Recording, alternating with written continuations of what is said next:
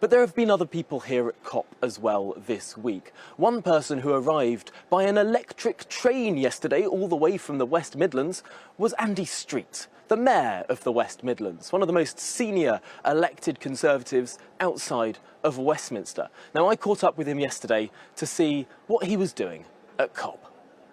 Andy Street, you've just arrived here on a pretty remarkable train built in the West Midlands. Can you tell us about that? So this train is fully battery powered, so it is green, sustainable. It's originally built in Birmingham in 1980 and then completely refurbished now by this local company called Viva Rail, and is operating on the West Midlands train network. Wow, so this is a train that is completely battery powered. You've also been riding on a hydrogen train today. Which is another West Midlands innovation. We had it right here. It's designed by Birmingham University, and then a Derby company, Porterbrook, have developed it to a commercial operation, completely hydrogen powered, again through the batteries within the units. So is this your message here today in Glasgow, that Birmingham is really becoming a workshop for renewable technology? You are spot on. So the idea is that we're using our industrial past, our engineering prowess, taking the latest technology, working with our universities often, and then actually applying it to real solutions. And these two trains demonstrate the clean future made in the West Midlands. Now, certainly there's a lot of industry going on in Birmingham at the moment, lots of cars being produced. Most of them have internal combustion engines. Those are being banned by the end of the decade by the government.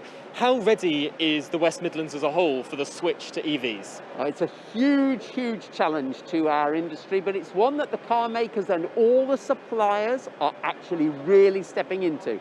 So it's another big role that Birmingham and the West Midlands has to play to lead the electric vehicle revolution. And we're hoping, of course, to have one of the biggest battery manufacturing plants on the edge of Coventry to really put us at the centre of that industry. Is there some competitive edge now between you and the North East, of course, who have a big gigafactory?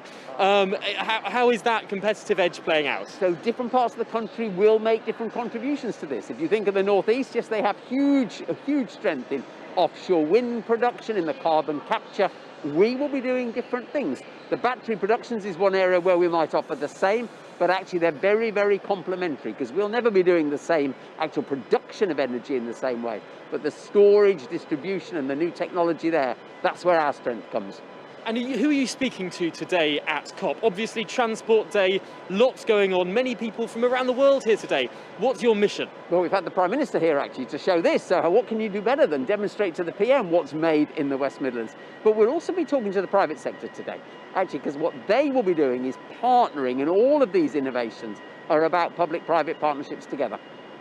Now, moving to a bit of a wider theme here, we've been looking at energy generation across the UK, and the UK government seems to be giving a bit of a green light to more nuclear power generation. Of course, we know that hydrogen isn't particularly clean unless there's a big clean energy source producing that hydrogen in the first place. What's your view on more nuclear power in the UK?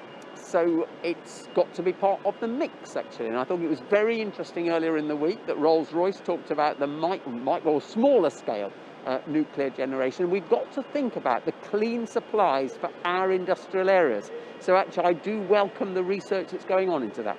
Would you welcome some small modular nuclear reactors coming to the West Midlands? It's too soon to say yes to that, definitely, because everyone will be thinking about all the safety issues and all of those. But we have actually got to think about the different options around this, yes. Now, one of the other big issues at COP is about how we live in our cities, making inner cities probably less car-free, more different ways of getting about, electric bikes, e-scooters. How is Birmingham faring on that front? So if we talk about the West Midlands as a whole, not just Birmingham, I think we're doing a really good leading job. So we have our bike share scheme, and we will be introducing e-bikes in that before Christmas. We have in many parts of the West Midlands now the e-scooters, which have been incredibly popular, and we're thinking about what we call micro-mobility solutions, all different things. Another thing that's working really well is our on-demand bus service, trialled in Coventry around the University of Warwick. So we've got different things we're saying all provide solutions here. Would you like to see the Department for Transport actually legalise e-scooters in order that private individuals can own them and drive them about on the roads? Because currently it's only these small schemes that are run with government support. They're quite actually big, quite wide scale in the West Midlands, as indeed in one or two other areas. But yes, we want to complete our pilot, and then we want to be saying to government, on the basis of all the learnings, the safety concerns that have been taken, we should be moving towards legalising of this. Now, some low-traffic neighbourhoods, as they're called, and different solutions to try and make cities more walkable have been pretty controversial for some residents. We know that some people rely on cars, disabled people, more elderly people find it very difficult to get about without some car solutions. How do you find that balance? Yeah, exactly. The key word in your question is balance. I am certainly not against the car, full stop. Where there are regular commutes to be done and there's good public transport, I would always urge people to use that. But people do need cars, as you say.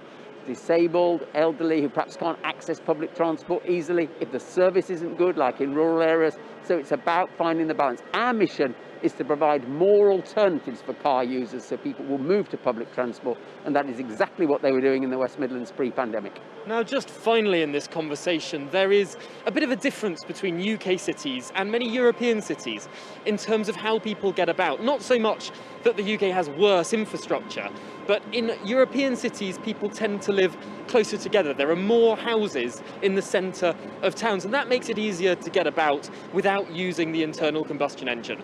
Does Birmingham need more houses? Does the West Midlands need more houses? Definitely needs more houses. 215,000 of them in over 15 years, so a huge number. But the good news is that we are on target for building those homes, and they are being built in existing built-up areas, protecting the green belt. And yes, I am a huge believer in sustainable communities, city centres becoming more dense, because that's the way you prevent people having to pollute the environment, but provide the much needed accommodation. So there is a win-win, and I do believe we're on the edge of achieving it. One proposal that was added into the planning bill before that was all frozen is something called street votes, where individual streets would be able to sort of grant themselves planning permission to build up where there's already housing. Is that something that you might support? Yes, it is actually, because it goes to the heart of what we're saying. We have got to, in our cities, move to denser areas. It can be done well. And one of the interesting things about the pandemic, everyone said everyone will want to move out of cities. But actually, we're seeing people being very comfortable living near city centres because they get the sustainability notion around that. So that's almost an ironic consequence of the pandemic. City centres can themselves be sustainable communities. Well, what a note to end on. Andy Street, thank you so much for talking to us here on GB News this morning. My pleasure.